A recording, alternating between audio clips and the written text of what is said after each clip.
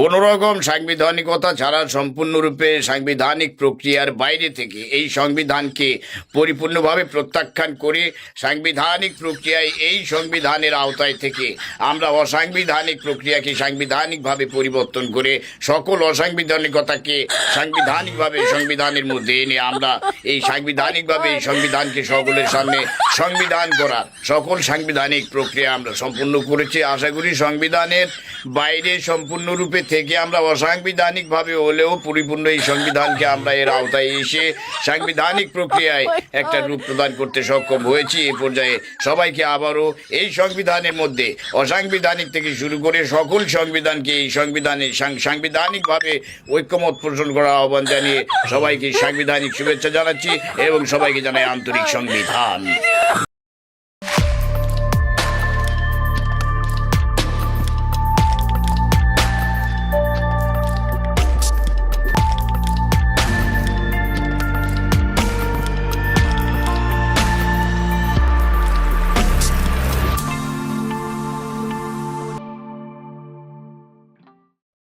বাংলাদেশে সংবিধান প্রেমী একটা দল আছে না, জানেন তো?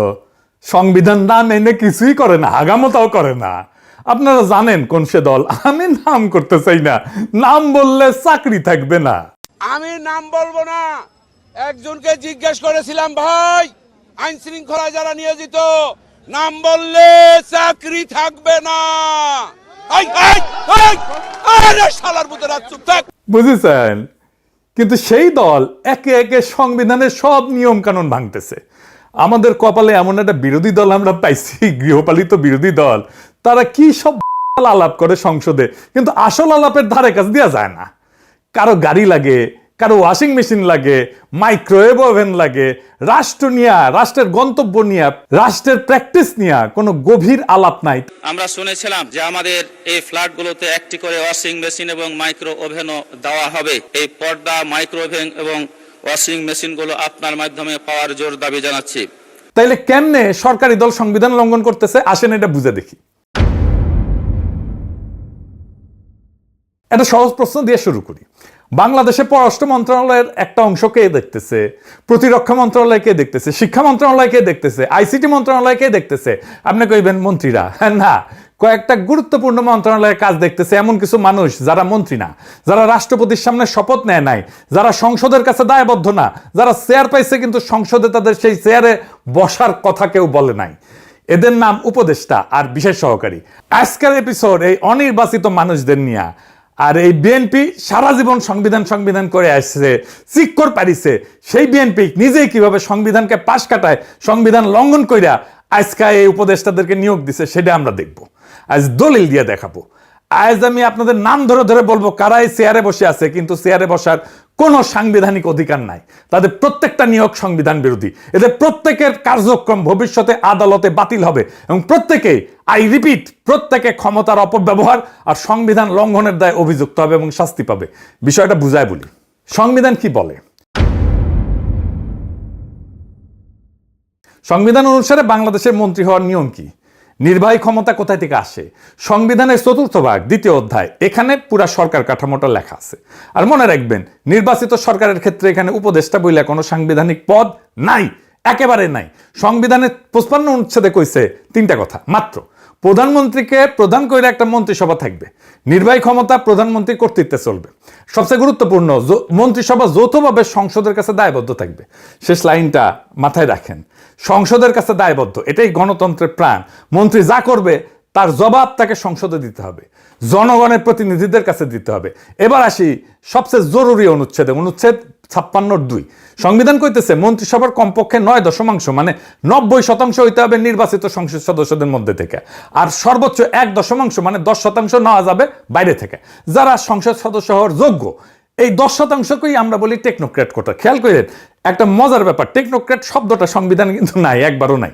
এই 56(2) এই বিধানটাই হইলো টেকনোক্র্যাটের একমাত্র সাংবিধানিক রূপ। তো মানে কি দাঁড়াইলো? সংবিধান নির্বাচিত না এমন কাউকে মন্ত্রিসভায় বসানোর একটাই রাস্তা রাখছে, মাত্র একটা। তাকে 10% কোটার মন্ত্রী বা প্রতিমন্ত্রী বানাইতে হবে, তাকে রাষ্ট্রপতির সামনে শপথ নিতে হবে, আর তাকে সংসদের কাছে দায়বদ্ধ থাকতে হবে। এর বাইরে কোনো পথ নাই।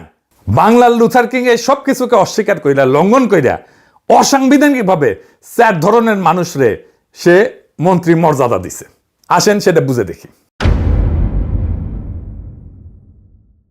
বাংলার লুথার কিং এর সরকারের মন্ত্রী আর প্রতিমন্ত্রী মর্যাদায় বসে থাকা অনির্বাচিত মানুষগুলা কারা? 4 রকম। এই 4টা শ্রেণী আলাদা করে বোঝা জরুরি, কারণ সব এক না। প্রথম শ্রেণী হইতেছে টেকনোক্র্যাট। এরা শপথ নিছে, সংবিধানের 10% কোটার মধ্যে আছে, এরা বৈধ, এদের নিয়ে আমার কোনো অভিযোগ নাই। এর মধ্যে আমার প্রিয় রজার খলিলও আছে। দ্বিতীয় শ্রেণী, এরা মন্ত্রী আর প্রতিমন্ত্রী মর্যাদা পাইছে, মন্ত্রণালয় পাইছে, কিন্তু শপথ নেয়নি। তৃতীয় শ্রেণী বিশেষ সহকারী, এরাও প্রতিমন্ত্রী মর্যাদা পাইছে কিন্তু শপথ নেয়নি। 4 নম্বর শ্রেণী প্রফেসর ইউনূস তার অন্তর্বর্তীকালীন সরকারের সময় প্রতিমন্ত্রী মর্যাদা দিয়ে গেছিলেন, সেটারে তারেক রহমান নির্বাচিত সরকারের সময় চালু রাখছে, যেমন বিডার আশিক চৌধুরী। এই 4টা শ্রেণী মাথায় রাখেন, আমি এবার একটা একটা করে নাম ধরে যাব। টেকনোক্র্যাট করে 3 জন আছে, 2 জন পূর্ণমন্ত্রী, 1 জন প্রতিমন্ত্রী। একজন হইতেছে রজার খলিল, পররাষ্ট্রমন্ত্রী, ইনি আগে 19 সরকারের জাতীয় নিরাপত্তা উপদেষ্টা ছিলেন, আপনারা জানেন। 2 নম্বর মোহাম্মদ আমিনুর রশিদ, পূর্ণমন্ত্রী। 3 নম্বর আমিনুল হক, প্রতিমন্ত্রী, সাবেক ফুটবলার। এই 3 জন রাষ্ট্রপতির কাছে শপথ নিছে। সংবিধানের 56 2 কোটার মধ্যে এই 3 জন পড়ে। 3 জন মানে 49 সদস্যের মন্ত্রিসভার 10% নিচে, সম্পূর্ণ বৈধ। এদের নিয়ে আমার কোনো প্রশ্ন নাই, কোনো অভিযোগ নাই, বরং বলবো এটাই সঠিক পথ। সংবিধান যে রাস্তা দেখাইছে, এরা সেই রাস্তায় আসছে। কিন্তু এখন আসছে আসল কাহিনী, যারা এই রাস্তায় আসেনি, সংবিধান ভাঙছে, তারা কারা? যারা শপথ নেয়নি অথচ মন্ত্রণালয় পাইছে, পুরা 10 জন উপদেষ্টা, মন্ত্রী আর প্রতিমন্ত্রী মর্যাদা। আসেন নাম ধরে শুনি। 5 জন পাইছে পূর্ণমন্ত্রী মর্যাদা। চাঁদ আব্বাস রাজনৈতিক উপদেষ্টা, নজরুল ইসলাম খান রাজনৈতিক উপদেষ্টা, রুহুল কবির রিজভী রাজনৈতিক উপদেষ্টা, ইসমাইল জাবিউল্লাহ জনপ্রশাসন, রাশেদ আল মাহমুদ তিতুমির অর্থ পরিকল্পনা, আর 5 জন পাইছে প্রতিমন্ত্রী মর্যাদা। এগুলো পূর্ণমন্ত্রী মর্যাদা। হুমায়ুন কবির পররাষ্ট্র মন্ত্রণালয়, দুর্যোগ ব্যবস্থাপনা, ত্রাণ আর বেসামরিক বিমান পরিবহন। ব্রিগেডিয়ার জেনারেল অবসরপ্রাপ্ত শামসুল ইসলাম, প্রতিরক্ষা মন্ত্রণালয়। কশা Zahed, policy and strategy. Mahdi Amin, শিক্ষা এবং প্রবাসী কল্যাণ, শ্রম এবং কর্মসংস্থান। রিয়ান আসিফ আসাদ, ডাক, টেলিযোগাযোগ, আইসিটি, বিজ্ঞান এবং প্রযুক্তি। পররাষ্ট্র, প্রতিরক্ষা, শিক্ষা, আইসিটি, অর্থ পরিকল্পনা। এগুলো কি পরামর্শদার মন্ত্রণালয়? এগুলো রাষ্ট্র মেরুদণ্ড, মূল নির্বাহী মন্ত্রণালয়। আর এই মন্ত্রণালয়গুলোর কাজ দেখতেছে এমন মানুষ যারা মন্ত্রী না, যারা শপথ নেয়নি। এবার তৃতীয় শ্রেণী, এর সঙ্গে যোগ হয়েছে প্রতিমন্ত্রী মর্যাদার সহকারী বিজনকান্তি সরকার, প্রতিমন্ত্রী মর্যাদা, হিন্দু বৌদ্ধ খ্রিস্টান সংখ্যালঘু বিষয়ক বিশেষ সহকারী। আবার সেই বিএনপি চেয়ারম্যান উপদেষ্টা। 2 নম্বর তানভীর গনি, প্রতিমন্ত্রী মর্যাদা, বিনিয়োগ এবং পুঁজিবাজার বিষয়ক। ওসিরিস গ্রুপ নামে একটা এশিয়ান বিনিয়োগ কোম্পানির চেয়ারম্যান সে। আশিক চৌধুরী, প্রতিমন্ত্রী মর্যাদা, বিডার বেজার নির্বাহী চেয়ারম্যান। এই আশিক চৌধুরী প্রতিমন্ত্রী মর্যাদা প্রথম দিছিল প্রফেসর ইউনূসের অন্তর্বর্তী সরকার 2025 সালের এপ্রিলে। বর্তমান সরকার তাকে ওই পদে বহাল রাখছে। সে একজন ব্যাংকার, আপনারা জানেন, একসময় সিঙ্গাপুরে HSBC-তে কাজ করত। মিলায় দেখেন, প্রতিমন্ত্রী মর্যাদার 3 জন বিশেষ সহকারী শপথহীন, আরো 2 জন বিশেষ সহকারী আছে যারা সচিব আর গ্রেড 2 মর্যাদা, মন্ত্রী মর্যাদা নেয়, তাই আমি হিসাবে ধরলাম না। এখন আসেন যোগ করি, ক্যালকুলেটর হাতে নেন। শপথ নেওয়া মন্ত্রিসভা 25 জন মন্ত্রী, 24 জন প্রতিমন্ত্রী, মোট 49 জন, তাই তো? এর সঙ্গে যোগ করেন 10 জন উপদেষ্টা, মন্ত্রী আর প্রতিমন্ত্রী মর্যাদা, 3 জন প্রতিমন্ত্রী মর্যাদার বিশেষ সহকারী। তাহলে মন্ত্রী প্রতিমন্ত্রী মর্যাদায় বসে থাকা মোট মানুষ 49 যোগ 10 যোগ 3 দাঁড়াইলো 62 জন। অনির্বাচিত কতজন? 3 জন টেকনোক্র্যাট, 10 জন উপদেষ্টা, 3 জন বিশেষ সহকারী, মোট 16 জন। 16 ভাগ 16 জন 62 জনের কত পার্সেন্ট? 26%। তারেক রহমানের সরকারের মন্ত্রী আর প্রতিমন্ত্রীর চেয়ারে বসে থাকা প্রত্যেক 4 জনের 1 জন অনির্বাচিত সংসদ সদস্য না। আর সংবিধান কি বলছিল? সর্বোচ্চ 10%। 10%-এর জায়গায় 26%। এর মধ্যে 3 জন অন্তত শপথ নিছে, বাকি 13 জন, 10 উপদেষ্টা আর 3 বিশেষ সহকারী শপথই নেয়নি। অথচ মন্ত্রণালয় চালাইতেছে, রাষ্ট্রীয় সিদ্ধান্ত বসতেছে। এই নিয়ম ভাঙা নিয়ে সরকার ছাপাই দিতে পারে, সেটা কয়ে রাখি। আগেই সে রাস্তাটা মাইরে রাখতে হবে। সেটা কি? রুলস অফ বিজনেসের ভেলকি দিতে পারে। আপনাকে সরকার বলবে এরা তো মন্ত্রী না, এরা উপদেষ্টা, তাই 10% কোটা এদের গোনা যাবে না। এই যুক্তিটা, এটা ভেলকি, এই যুক্তিটাই ফালতু। কেন? কারণ এই উপদেষ্টা নিয়োগের ভিত্তিটা কি? রুলস অফ বিজনেসের 96 রুল 3 রুলস অফ বিজনেস জিনিসটা কি মনে আছে? অনুচ্ছেদ 55(6) যেখানে বলা আছে রাষ্ট্রপতি সরকারি কার্যক্রম বন্টনের জন্য বিধি প্রণয়ন করবে, সেই বিধির নামই রুলস অফ বিজনেস। মানে এই রুল অফ বিজনেস জন্ম নিছে সংবিধানের একটা অনুচ্ছেদ থেকে।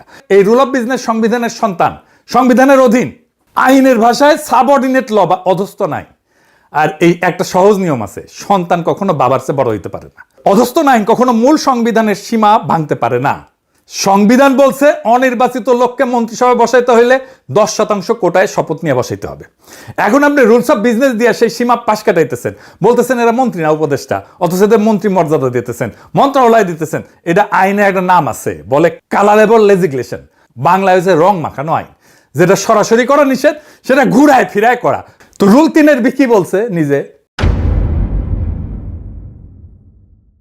বলছে প্রধানমন্ত্রী উপদেষ্টাকে বিষয় বরাদ্দ করতে পারবেন তার পরামর্শ এবং সহায়তা নেওয়ার জন্য। খেয়াল রাখেন, পরামর্শ এবং সহায়তা। পরামর্শ রুলের নিজের ভাষা। তাহলে পররাষ্ট্র মন্ত্রণালয় চালানো কি, পররাষ্ট্র মন্ত্রণালয় চালানো কি পরামর্শ, প্রতিরক্ষা মন্ত্রণালয় চালানো কি সহায়তা? এরপরেও আছে শপথের প্রশ্ন, কি সেটা? সংবিধানের অনুচ্ছেদের 148 বলছে 3য় তফসিলে যাদের কথা আছে তাদের পদে বসার আগে শপথ নেবেন। 3য় তফসিলে স্পষ্ট লেখা আছে মন্ত্রী, প্রতিমন্ত্রী, উপমন্ত্রীকে শপথ নিতে হবে। মন্ত্রীর শপথে কি বলতে হয়? রাষ্ট্রপতির সামনে দাঁড়ায় বলতে হয় আমি সংবিধানের রক্ষণ, সমর্থন এবং নিরাপত্তা বিধান করব। মানে আমি সংবিধান রক্ষা করব, এই অঙ্গীকার করে কেবল রাষ্ট্রের চেয়ারে বসা যায়, তার বাইরে যায় না। এখন প্রশ্ন, এই 13 জনকে শপথ নিছে। 17 ফেব্রুয়ারি সুপ্পু শপথ পড়াইছে প্রধানমন্ত্রীকে, 25 জন মন্ত্রীকে, 24 জন প্রতিমন্ত্রীকে, ব্যাস। এই উপদেষ্টার বিশেষ সহকারীরা সেই তালিকায় ছিল না। এদের কেউ রাষ্ট্রপতির সামনে দাঁড়ায় সংবিধান রক্ষার শপথ নেয়নি। তাহলে কি দাঁড়াইলো? যিনি সংবিধান রক্ষার শপথ নেয়নি তিনি সংবিধানের নামে রাষ্ট্রের মন্ত্রণালয় চালাইতেছেন। যিনি শপথ নেননি তিনি রাষ্ট্রের গোপন তথ্য, নিরাপত্তা সংক্রান্ত দলিল, কূটনৈতিক গোপনীয়তা সবকিছু নাগাল পাইতেছে। কোন অধিকারে? মিলিটারি অফিসার শপথ নেন, মন্ত্রী শপথ নেন, কারণ শপথটাই বিশ্বাসের বন্ধন। শপথহীন একজন মানুষের হাতে রাষ্ট্রের গোপন তথ্য, এটা শুধু আইন ভাঙা না, এটা নিরাপত্তায় ফাটল, এটা সংবিধান বিরোধী কাজ, এটা রাষ্ট্র বিরোধী কাজ। আরো একটা গুরুতর সমস্যা আছে, কি সেটা? কল্পনা করেন একজন উপদেষ্টা একটা ভয়ঙ্কর ভুল সিদ্ধান্ত নিল। মানুষের তো ভুল হইতেই পারে, তাই না? ম্যান ইজ মর্টাল, মানুষ মাত্রই ভুল। তারপরে ধরেন ভুল করলো, দেশের ক্ষতি হইলো, তাকে এখন তার কাছে কে জবাব চাইবে? মন্ত্রী হইলে সংসদের দ্বারা জবাব দিতে হইতো, বিরোধী দল প্রশ্ন তুলতো। এটাই অনুচ্ছেদের 55(3) সংসদের কাছে দায়বদ্ধতা। কিন্তু উপদেষ্টা তো মন্ত্রিসভার সদস্যই না, শপথও নেয়নি। তাহলে সংসদ থেকে কিসের ভিত্তিতে ডাকবে, কিসের ভিত্তিতে জবাবদিহি করাবে? রাষ্ট্রের প্রশাসনের শৃঙ্খলটা কি? সচিব দায়বদ্ধ মন্ত্রীর কাছে, মন্ত্রী দায়বদ্ধ সংসদের কাছে, সংসদ দায়বদ্ধ জনগণের কাছে। উপদেষ্টা এই পুরা শৃঙ্খলের বাইরে, ক্ষমতা ভোগ করতেছে মন্ত্রীর, দায় নিতেছেন না, কিচ্ছু না। কি মজা, মজাই মজা। বাচ্চা পয়দা করবা, বাপ মায়ের দায়িত্ব নিবা না, ক্ষমতা আছে, জবাবদিহিতা নাই। সরকারকে একটা ফাইনাল প্রশ্ন করা উচিত ছিল সংসদে, এই উপদেষ্টার আসলে কি? দুইটার একটা উত্তর দিবেন। যদি বলেন এরা নিছক পরামর্শ দেয়, তাইলে পররাষ্ট্র, প্রতিরক্ষা, শিক্ষা মন্ত্রণালয় পূর্ণ দপ্তর এদের হাতে কেন? পরামর্শদাতাকে তো মন্ত্রণালয় বন্টন করা যায় না, পরামর্শদাতাকে কেন মন্ত্রণালয় বন্টন করে গেজেট করতে হইলো? আর যদি বলেন এটা কার্যত মন্ত্রী, তাইলে 56(2)-এর 10% কোটা কোথায়? শপথটা কোথায়? দেখেন, দুইটা উত্তরের কোনোটাই সরকার দিতে পারবে না। বেরোনোর কোনো দরজা নাই। কিন্তু নাসিরউদ্দিন হজ্জার 2 কেজি মাংস কিনে আনিছিল বাসাত। বউরে বলছে পাকাও, মাংস পাকাও ভালো করিয়া, মজা করিয়া যেন খাইতে পারে। বউ পাকায় চেকতে গেছে, একটু এতই ভালো হয়েছে রান্না যে চেকতে চেকতে পুরাটাই খায় ফেলিছে। এখন হজ্জা খাইতে এসছে, বউ মাংস দেয় না। তো হজ্জা জিগায় 2 কেজি মাংস কিনেছিলাম, ওইটা কই? বউ কয় বিড়ালে খাইছে। তো হজ্জা বিড়াল ধরিয়া এনে পাল্লাই তুলিছে, জামাতের পাল্লা আর কি, বুঝি চাও? এই যে এইটা দেখে বিড়ালের ওজন 2 কেজি। হ্যাঁ, হজ্জা কইতেছে এইটা যদি বিড়াল হয় তাহলে মাংসটা কই? আর এটা যদি মাংস হয় তাহলে বিড়ালটা কই? এইটা যদি টেকনোক্র্যাট কোথায় হয় তাহলে 10%-এর বেশি কেন? আর যদি নিছক উপদেষ্টা হয় যে পরামর্শ দিবে, তাহলে মন্ত্রণালয়ের দায়িত্ব কেন তাদের উপরে? এবার আসল মজা, বিএনপির ভণ্ডামিটা ধরাই দিই। এই দলটা বিএনপি সারা জীবন কি করে আসছে, সংসদে কি করে চিল্লায় সংবিধান সর্বোচ্চ আইন, সংবিধানের বাইরে যাওয়া যাবে না, গণভোট মানে না, সংবিধানের দোহাই দিয়া। হাসিনা সেই 72 সংবিধানের উপরে কেমন প্রেম দেখেন, মুখে এই কথা, আর কামে কি করে? কামে 10 জন উপদেষ্টা মন্ত্রী মর্যাদায়, মন্ত্রণালয় সহ, তার সঙ্গে 3 জন প্রতিমন্ত্রী মর্যাদায় বিশেষ সহকারী, সবাই শপথহীন, সবাই দায়বদ্ধতার বাইরে, সবাই সংবিধানের বাইরে। তাহলে বিএনপি সংবিধান প্রেম কি আসলেই প্রেম? তা তো না। এখন কেউ কইবেন যে দাদা ইউনূস সরকারের তো পুরোটাই উপদেষ্টা ছিল, তখন এই কথা কননি কেন? ভালো প্রশ্ন, উত্তরটাও পরিষ্কার। ইউনূসের উপদেষ্টারা সংবিধানের পদে বসছিলেন, তত্ত্বাবধায়ক ব্যবস্থা সংবিধানে লেখা ছিল, তারা রাষ্ট্রপতির সামনে শপথ নিছিলেন, আর তখন তো সংসদই ছিল না, তাই 90 এবং 10% কোটার প্রশ্ন ছিল না, সেটা ছিল নির্বাচন করানোর জন্য একটা ব্যতিক্রমী সেতু সরকার, সেজন্য বলি আমরা অন্তর্বর্তীকালীন সরকার। কিন্তু তারেক রহমানের সরকার স্বাভাবিকভাবে নির্বাচিত সরকার, এনে পুরো সংসদ আছে, মন্ত্রিসভা আছে, আর তার পাশাপাশি রুলস অফ বিজনেস দিয়ে শপথহীন উপদেষ্টা বসানো হইতেছে মন্ত্রণালয় সহ। এরই পার্থক্য, নাম এক, উপদেষ্টা কিন্তু একটা সংবিধানের ভিতরের জিনিস, আর একটা সংবিধান পাশ কাটায় বাইরের জিনিস। তারেক রহমানেরটা সংবিধানের একটাই পথ রাখছিল, সর্বোচ্চ 10% অনির্বাচিত কোটায় শপথ সহ দায়বদ্ধতা সহ। আর বাস্তবে কি হইল, মন্ত্রী প্রতিমন্ত্রীর চেয়ারে প্রায় 26% অনির্বাচিত, প্রত্যেক 4 জনে একজন, তাদের 13 জন শপথই নেয়নি, কিন্তু পররাষ্ট্র থেকে প্রতিরক্ষা, শিক্ষা থেকে আইসিটি সব মন্ত্রণালয়ে কাজ দেখতেছে। রুলস অফ বিজনেস নামের একটা অধস্তন আইন দেয়া সংবিধানের সীমা লঙ্ঘন কইরা পাশ কাটায় উপদেষ্টা বসানো হয়েছে। উপদেষ্টা বানায় মন্ত্রীর মর্যাদা দিয়ে, মন্ত্রণালয় দিয়ে, কিন্তু শপথ ছাড়া, দায়বদ্ধতা ছাড়া। এটা ছোট কোনো ব্যাপার না, এটা গণতন্ত্রের ভিত্তিতে ফাটল ধরছে। আর যে দলে কাজ করছে সে উঠতে বসতে সংবিধানের নাম জপে, সংবিধানের দোহাই দেয়। যে মানুষটা সংবিধান রক্ষার শপথ নেয়নি, সে সংবিধানের নামে কেমনে রাষ্ট্র চালা হয়? তাহলে শপথের মানে কি থাকলো? আর সংবিধানটা তো কাগজের টুকরা হয়ে গেল, আর কিছু থাকলো? বিএনপি নিজেই সংবিধানকে কাগজের টুকরা বানায় ফেলছে। এটার বিচার আমি কার কাছে দিবেন? আমাকে বিচার দিতে হবে। আমাকে বিএনপির নেতা আগেই বিচার দিয়ে গেছে, আপনারা মোনাজাত ধরেন। সবাই হাত তোলেন। ওই শালার বুতারা মুনাজাত কর, মুনাজাত ধর, ওই পুরো শালার বুতারা মুনাজাত ধর। মাইক আনতে বলছেন। আল্লাহ তোমার কাছে বিচার দিলাম, আওয়ামী সন্ত্রাসীদের সাথে। ওই এটা করে কোনদিন মনে মনে খুবই শালা কলেমা তয়্যব লা ইলাহা ইল্লাল্লাহু মুহাম্মাদুর রাসূলুল্লাহ। আপনারা সবাই বাড়ি যান, শনিবার হরতাল হরতাল হরতাল।